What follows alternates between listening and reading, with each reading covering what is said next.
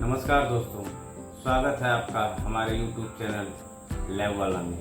दोस्तों, आज हम बात करेंगे IS 2720 पार्ट 4 के सेक्शन 4 के बारे में, जिसमें हम जानेंगे ग्रेन साइज एनालिसिस से रिलेटेड सारी बातों को। तो दोस्तों, चैनल को आप नए हैं चैनल पे तो चैनल को सब्सक्राइब कर लीजिए और वीडियो को पूरा देखें दोस्तों, क्योंकि वीडियो बहुत ही हेल्पफुल होने वाला है। तो चलिए शुरू करते हैं। IS 2720 part 4 1985 section 4। दोस्तों, IS 2720 पार्ट 4 1985 सेक्शन 4 क्या कहता है? sieve analysis of soil passing 4.75 mm IS sieve and retain on 75 micron IS sieve। 4.1 section बोलता है कि रिक्वायर्ड ऑपरेटर्स, जरूरी उपकरण, उस टेस्ट को करने से संबंधित हमारे पास क्या क्या उपकरण होने चाहिए उसके बारे में बताया है। नंबर 1, बैलेंस हाई प्रिसीजन वाला, sensitive up to 0.1% of sample weight. Number 2, IS sieve as per IS 460 part 1 1978। 2 mm का सीव चाहिए, 425 माइक्रोन की सीव और 75 माइक्रोन की सीव। इन सीव्स को पीरियडिकली एपर्चर साइज के लिए चेक करना जरूरी है। ओवन टेम्परेचर 105 से 110 डिग्री टेम्परेचर मेड और नॉन कोरोंडिंग मटेरियल हो। ट्रे बकेट 30 सेंटीमीटर डाया और 30 सेंटीमीटर डीप और 45 से 90 centimetre length tray. Brushes, sieve cleaning brush, wire brush, rubber pestle with mortar, mechanical sieve shaker जो कि ऑप्शनल है, refiller sample dividing के लिए।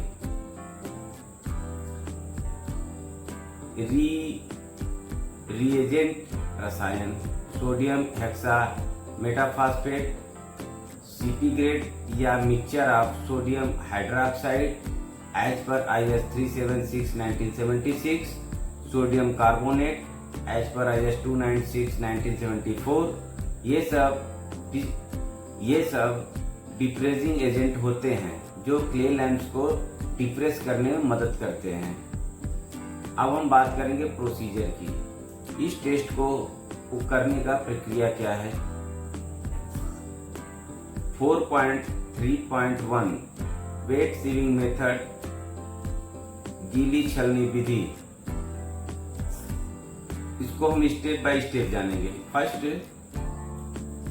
4.75 mm IS sieve से पास हुई मिट्टी को ओवन में 105 से 110 डिग्री पर सूखा ओवन ड्राई कर लेंगे।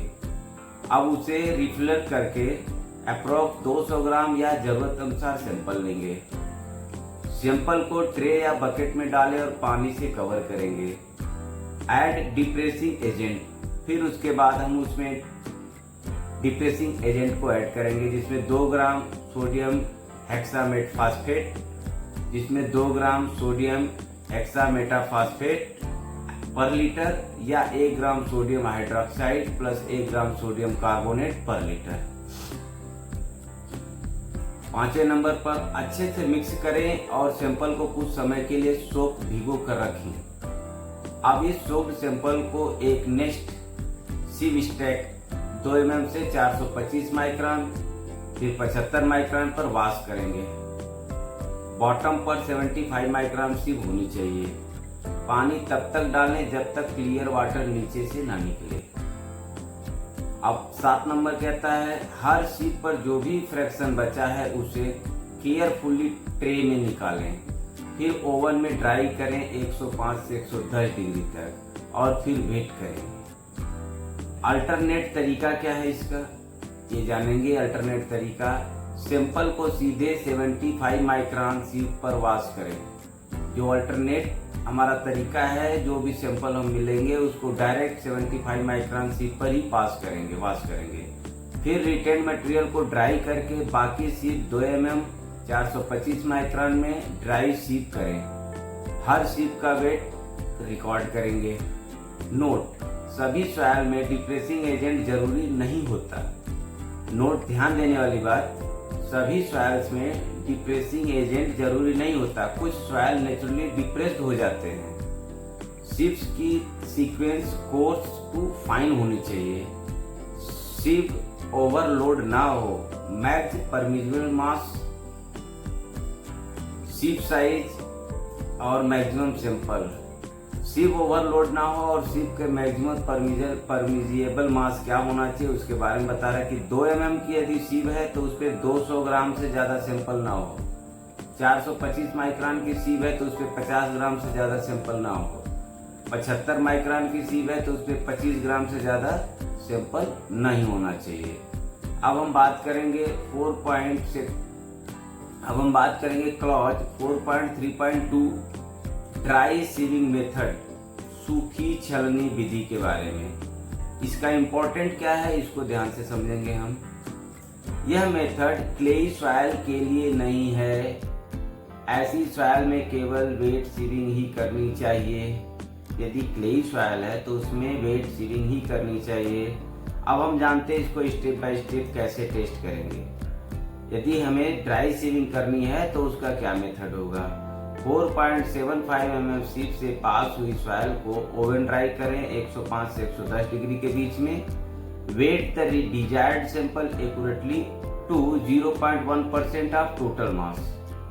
सॉइल को फर्स्ट सीप पर डालें और हेजिटेट करें। सॉइल को पहले सीप पर डालेंगे और उसको हिलाएंगे अच्छे तरीके से। पार्टिकल को कभी पुश ना करें, पार्टिकल को कभी हाथ से दबा करके हम निकालने का प्रयास नहीं करेंगे। जरूरत हो तो रबर पेस्टल से जेंटली रब करें। यदि आवश्यकता समझ में आ रही है तो रबर का पेडिस्टल होगा, उससे हम धीरे धीरे हल्का हल्का रब कर सकते हैं। रिटर्न सॉइल को वेट करें और नेक्स्ट सीप पर रिपीट करें। पूरा प्रोसेस सभी सीप 2 mm 425 माइक्रोन 75 माइक्रोन के लिए रिपीट करेंगे। Same procedure. अगर मैकेनिकल सेकर अवेलेबल है तो उसे मिनिमम 10 मिनट तक यूज करें। यदि मैकेनिकल सीप सेकर अवेलेबल है तो उसको हम 10 मिनट तक सेक करेंगे। हर सीप पर रुकी हुई सॉइल को वेट करके रिकॉर्ड करेंगे। हर सीप, प्रत्येक सीप पे अलग अलग रुकी हुई प्रत्येक सीप पे मटेरियल को हम अलग अलग रिकॉर्ड करेंगे। कैलकुलेशन, अब हम बात करते हैं कैलकुलेशन की। तो जैसा कम कैलकुलेशन है कि percentage retained on each sieve, percentage retained is equal to mass retained on each sieve divide by total mass into 100। Cumulative percentage नीचे दिया है, टेस्ट परसेंटेज पासिंग रिटेन के बारे में। इन वैल्यूज से आप बना सकते हैं grain size distribution table, grain size distribution curve, log scale में। कंबाइंड ग्रेडेशन निकालने के लिए हम part 3 coarse fraction greater than 475 micron, part 3 coarse fraction greater than 4.75 mm के रिजल्ट को इस पार्ट 4 से मर्ज करके पूरे सैंपल का ग्रेडेशन निकालें।